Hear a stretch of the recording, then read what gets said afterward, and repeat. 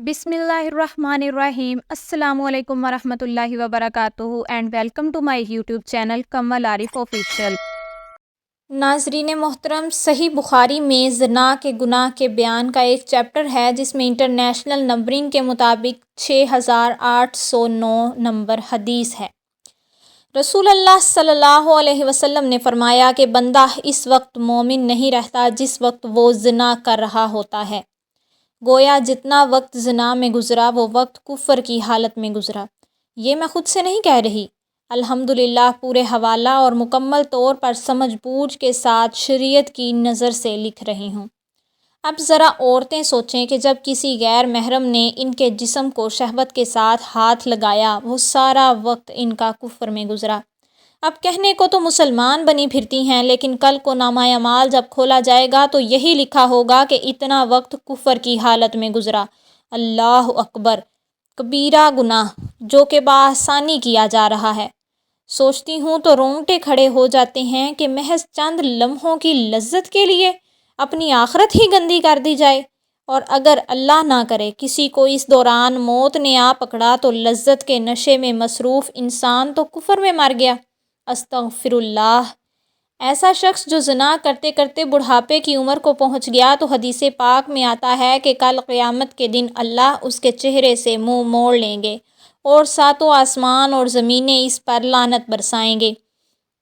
इब्ने असाकर रहमतुल्लाह ने एक हदीस नकल की है कि अगर कोई ज़िना पर मुकीम होता है वो बुत परस्त होता है। हम लोग सिर्फ़ इस चीज़ को ज़िना समझते हैं कि अगर दो गैर महरम जिनसी ताल्लुकात कायम करें तो ये ज़िना कहलाएगा, लेकिन जो इब्ने असाकर रहमतुल्लाह की हदीस मैंने नकल की है इसकी तफसीर में उलमा फरमाते हैं कि अगर किसी औरत का किसी गैर महरम के साथ 2 साल अफेयर रहा, दोस्ती रही, तो अल्लाह के यहाँ ये 2 साल तक दोनों नाम के मुसलमान बुत परस्तों में शुमार होंगे। इसका नाम मोमिनों की फ़हरिस्त में नहीं होगा बल्कि बुत परस्तों में होगा। इसी तरह अगर किसी मर्द का औरत से गलत ताल्लुक़ रहा तो गोया वो बुत परस्त लिखा जा रहा है।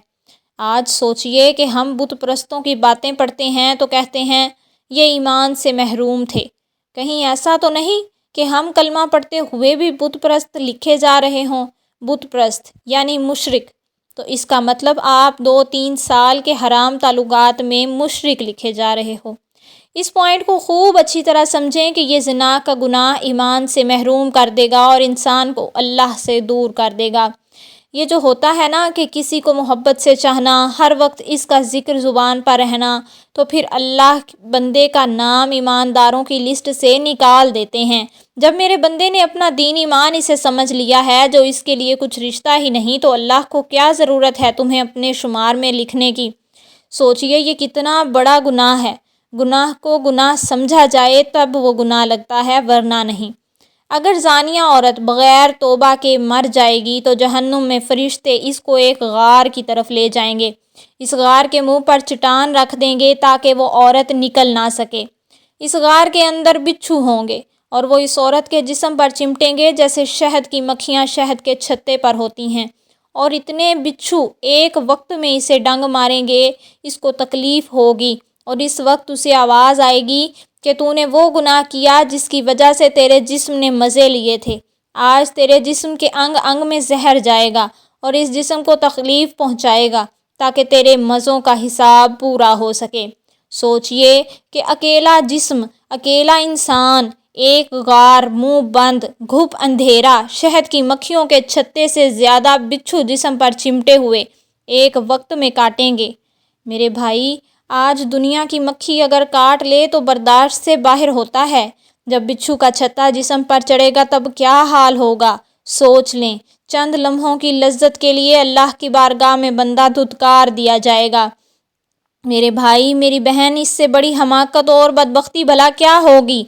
सारी रात आपसे फ़ोन पर बातें करने वाले और सारी रात आपसे फ़ोन पर बातें करने वाली को आपसे कोई हमदर्दी नहीं है। वो सिर्फ़ हुस्न और हवस का भूखा है और आपका इस्तेमाल कर रहा है। क्या आपकी ज़ात किसी के गलत इस्तेमाल के लिए बनी है? ये तो इज़्ज़तदार लोग ही समझ सकते हैं। किसी कम ज़र्फ़ से बहस बेकार है।